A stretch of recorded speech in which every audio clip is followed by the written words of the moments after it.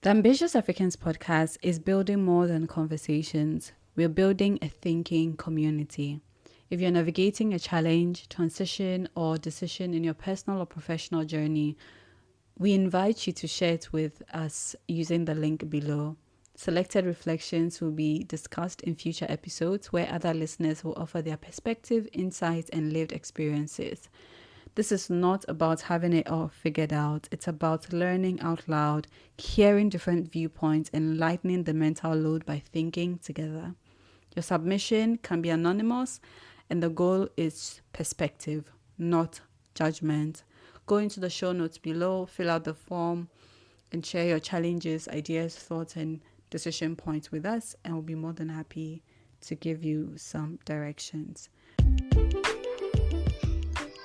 Dear ambitious African, this is your host, Secho. In this podcast, we will discuss everything about our journeys and experiences towards achieving our goals for life and work as phenomenal change leaders in our varied communities. We will feature other ambitious Africans crushing it through arts, social activism, tech innovations, entrepreneurship, and positive lifestyle and holistic well-being. We are the generation that is redefining Africa as we know it, and as an ambitious African, now is the time to get involved. Give us your feedback and ideas for our next podcast, and let's keep the conversations going. See you inside. Hello, welcome to the Ambitious Africans podcast. I feel like I'm whispering because it's quite late. Well, quite early. Literally recording this at what's the time? 3:11 a.m. and I meant to record this earlier. Well, technically later yesterday, but I just wasn't feeling it, and I don't want to come when my mood and energy is not great. Not to say I can, but I genuinely couldn't bring myself to doing it. So I said, oh, maybe I'm going to record some other time in the week or something. Then I got scared that, inconsistency might creep in if I don't push myself. And then I remembered the episode I recorded yesterday or 2 days ago about living in my enoughness. And I think for me it's just another reminder, like these things I tell you, the things I talk to you about on this podcast, they're really things that have been sitting in my brain and in my mind and thought processes for the longest times, and they are things I'm really engaging in my life and interacting with in my own life. And so when I come on here saying these things, they're not from books I've read or blogs I've read and content I've watched online, which, I mean, some of them might trigger thoughts and different things. That's one of the things I love about the gift God has given me with my mind, to be able to sit with things and try to process it for as long as I can. However, I do not lean on it's the word regurgitating something I've already watched. If I'm sharing something, it's deeply something I really wish was known, but it's not. So this is my own contribution to making it known. Yeah, so that is a bit of context. I hope you had an amazing day. I have had a good day. I had a good day yesterday. I know I'm going to have a good day later on today, because a few things happened. I met up with my mentor. We spoke a bit. I met with her husband as well, who was super, like, he literally blew my mind with the things he told me, you know, advising me, giving me ideas and things to think about. And I was really, really grateful to have such people in my life. To be honest, I am grateful to have such wise people around me, and I will cherish every learning opportunity I get. And so having this was really nice. Yeah, from there I had a nice day. Ate, came to watch a movie or two on YouTube, and yeah, I went on with my day. Yeah, that was pretty much how my day looked like. Quite chill, quite okay. I think you're gonna get tired of me talking about having chill days, but today I want to talk to you about something about money. We've talked about money on this podcast before. One thing about this podcast is I really want it to be a no holds barred area. Like, we talk about anything and everything, even like very deep things that it's quite difficult to talk about. I want to attempt to have those kind of conversations with you and have that in a non-judgmental, very objective way. I feel like the world has really misconstrued and redefined a lot of regular things that we knew back in the day, but it's always helpful to have those conversations to realign ourselves on what really things mean before we move forward. In any case, I wanted to talk to you a bit about money today. Yesterday, I forgot to mention that I also did a small stop at the supermarket to buy a few things. I'm currently shopping for this is funny. I'm currently shopping for new cleaning agents for my room. And so I went into the supermarket looking and checking, because I really do not want to have like toxic cleaning agents. When I say cleaning agents, I mean like dishwasher soap and bleaches and things like that. So I was just, and I remembered something that I learned in business school that I said I need to come share this with you. Like, I was thinking about you. As I thought about it, I was like, I need to come share this with my podcast community.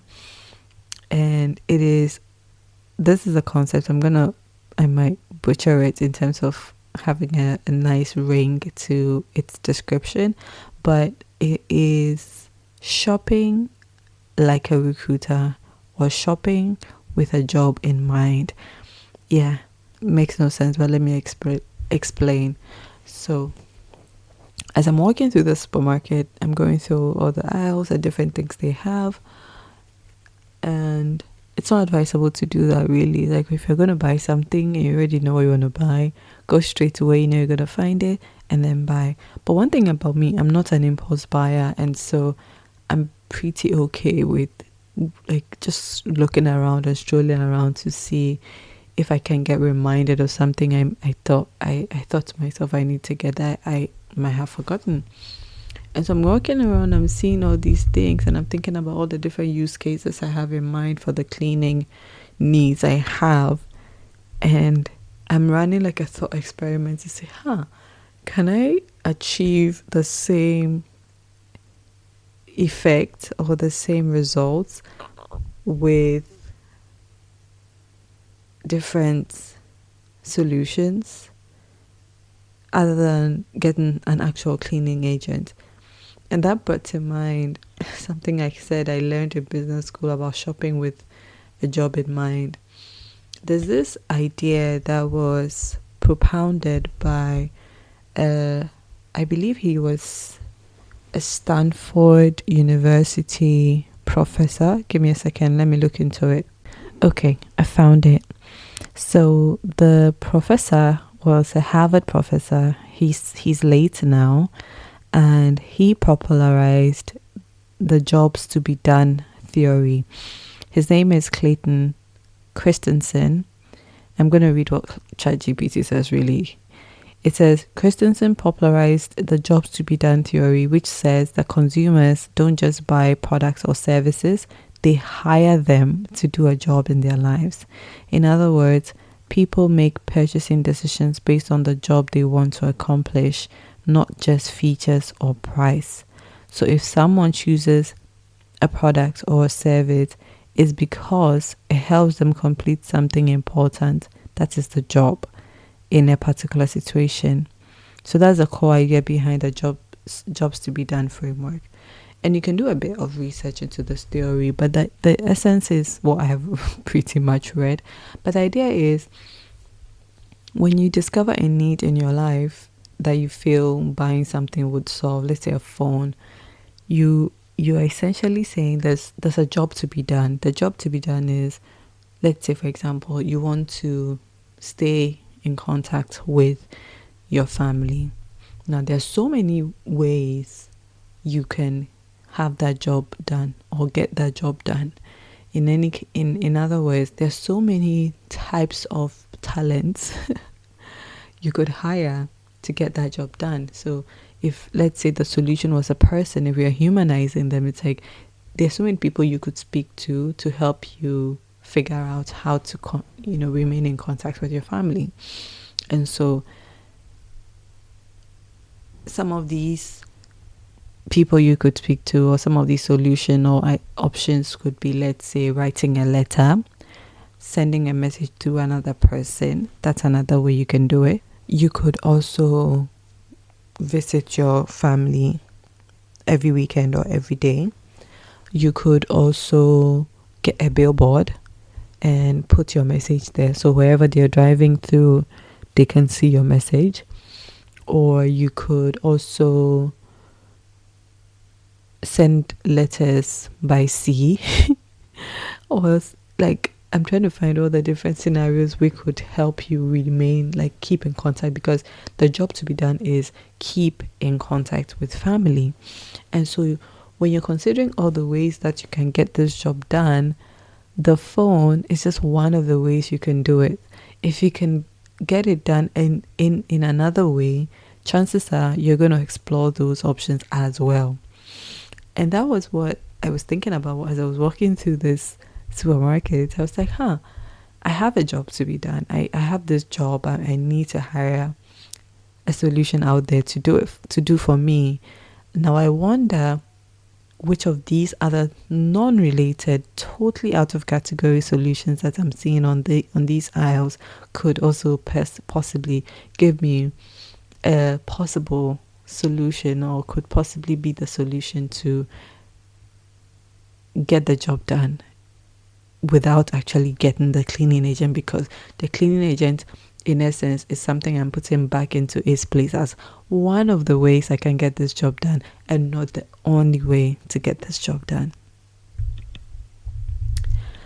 And that is my tip to you today. I think that for most people who do not work in marketing, or who are not like business oriented, but obviously that's not in a demeaning way, like they're oriented in their own different ways, but people who do not necessarily work in the business ecosystem, especially in marketing, one of the things that they don't realize, and sometimes even marketers, some of the things we don't even realize, is that our job is to create demand for the specific solution and pose it as if it's the only solution to your customer's need or want. And a job well done is to have your customer associate your product or service to that job they need done at first thought.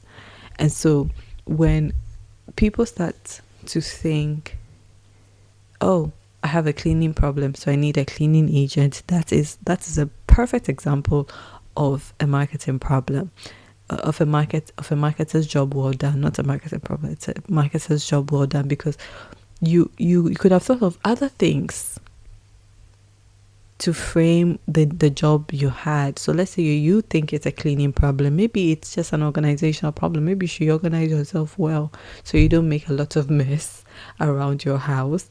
Maybe it's, let's say, sweeping. You should be sweeping and not even be thinking about cleaning agent. Like, there's so many things you could do to have that cleaning job done, but because we've been conditioned, and that has been a marketer's job, series and generations of marketers, if you ask me, their job to make sure that once you have this kind of problem, you're thinking this solution, because that's literally like how the first search on your Google response to your question works. the first one that comes is most likely the one you're going to click at. And so if you want to unpack that or disentangle yourself from that thought processes, then this is one of the thought experiments you can have. The next time you enter a supermarket with a list of things you want to buy, ask yourself, what jobs am I trying to get done with these things I have on my list? And can I get it done by any other solution? I'll give you an example. There was an original video I watched by the Harvard professor Clayton Christensen, and he was talking about this theory where he talked about he did this project for McDonald's, and they were thinking about food, right? And it's so interesting. You need to go watch it on YouTube. It talks about how in his own personal life, in the morning when he's at work, he gets hungry, and when he gets hungry, that is a job to be done. He needs to refuel for the rest of the day. He doesn't want to have the feeling of hunger, right? And so that is his job to be done, and he has tried to solve it in many ways. He's tried to solve it with burgers. I don't know. I don't think he mentioned burgers. You might have to check again. Pardon my mistakes, yes, in the details, but just bear with me for the sake of this. So he says he tried a bagel or a burger. It didn't solve the problem well, because it made him grumpy in the day, and by midday he was sleepy. One time he tried tea or a beverage. That too didn't help. He was very super active in the morning, and later in the day he felt his energy just waning down, and it was becoming addictive. And he tried a milkshake, and he realized, the milkshake solved the problem. It eased his boredom on his drive to work. It was something to look up to as he's driving, because he would make a stop at the McDonald's they say shop outlet, whatever it is, and he would buy it, and that would put him in a good mood even before he eventually got to the work. And it's something that he kept sipping for a long time. So by the time lunch comes, he's had like a stable fix of something in his tummy, so much that he doesn't feel a crash when it's lunchtime. So by lunchtime, he's actually ready to have proper food. So it's something that kept him pretty much in an okay place for the most part of the morning. So the job to be done was this hunger and a need to not be hungry or not feel hungry. But there's so many people you could hire, in this case so many solutions you could hire to solve it. And so in his case, these are the examples. So I am bringing that to you as a money tip today, as you're beginning your day, or whenever you're listening to this. Think about what jobs need to be done, and think about what other ways you could solve them, and possibly smarter, more affordable ways to get it done, and see if that can improve your financial status in any small way. That is it for today. I am very, very grateful you spent this time with me, as chaotic and as whispery as it was. Have an amazing day ahead, and whatever time it is you're listening to this at, and I'll see you in the next one. Bye-bye.